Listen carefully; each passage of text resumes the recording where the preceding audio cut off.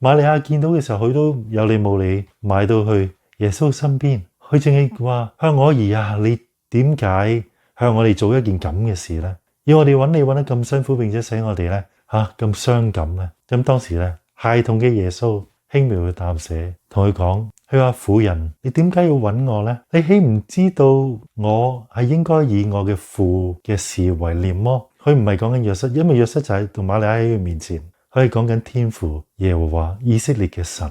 所以喺當中好明顯，我哋見到耶穌同瑪利亞同約瑟其實都保持一個距離，以致寫咗喺聖經裏邊就係唔讓世人呢搞錯。我哋見到耶穌呢12歲嗰年已經係咁樣，跟住到佢30歲嘅時候呢，去成就呢個嘅救恩，並且呢將天國呢建立喺人間。當時有收咗嗰啲門徒，肉身嘅母親嘅瑪利亞呢都被邀請去一個加利利一個迦南嘅婚宴。咁喺當時一婚宴，佢哋嘅酒已經用盡咗，而瑪利亞呢去走去揾耶穌，佢同耶穌講：佢哋嘅酒用盡咗啦。耶穌就同佢講：婦人，我同你有咩相干呢？佢話：我嘅時候還沒有到。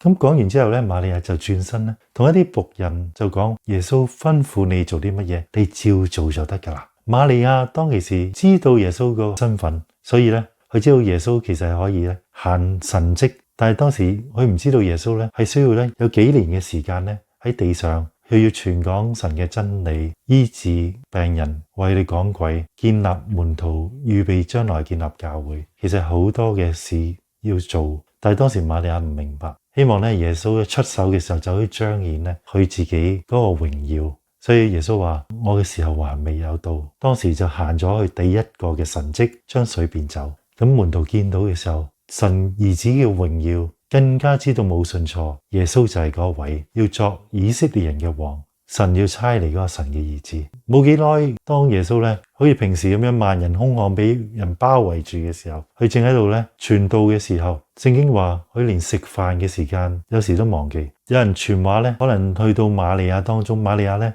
帶着咧佢所生嘅兒女，當時嚟到呢個城門口，但係咧通過人咧傳口信俾耶穌。點解佢連飯都忘記食嘅呢？以為咧係失咗理性，嚟到係想勸佢。所以當人咧話俾耶穌聽，佢話你嘅母親同你嘅兄弟姊妹咧，而家就喺城門口等你。但係當時耶穌點樣呢？聖經話俾佢聽，佢嘅回應就係望住嗰啲門徒，輕描淡寫嘅同佢哋講：邊一個係我嘅弟兄？邊一個係我嘅姊妹？邊一個係我嘅母親呢？凡係聽神嘅話，並且遵行神嘅旨意嘅人，佢話佢哋就係我嘅兄弟，佢哋就係我嘅姊妹，佢哋就係我嘅母親。咁跟住咧，佢繼續嘅同佢哋傳講神嘅道，並沒有咧出去咧去見佢，因為佢要清清楚楚讓世人知道瑪利亞只不過係一個肉身嘅母親，但係咧佢知道後來咧將會咧好似嚟到喺人類歷史裏邊，我哋見到咧。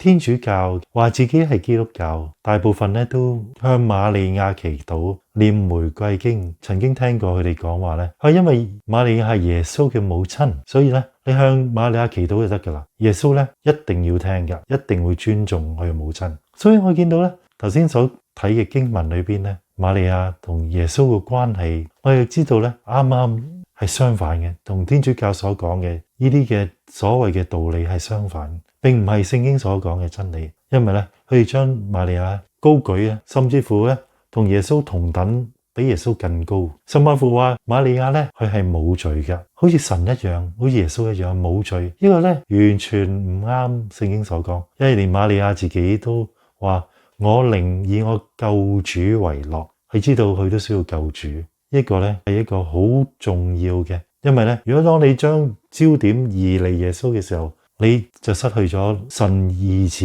耶穌佢嘅贖罪，你就變咗冇份啦。雖然天主教會話我哋都相信耶穌，但係你見到佢實質所鼓勵同好多所謂嘅聖徒去祈禱嘅，你問佢會花幾多時間喺耶穌身上呢？向耶穌祈禱呢，係相當嘅少。少數嘅天主教徒會翻去聖經。大部分嘅天主教徒咧，以我所知嘅咧，係離開咗聖經，甚至乎離開咗主耶穌，神嘅兒子救主，因為真理唔好嘅，中咗魔鬼嘅詭計。我哋應該將真理呈現喺佢哋眼前，讓佢回歸以耶穌為中心，因為耶穌先至係神嘅兒子，神要差嚟拯救世人嘅救主。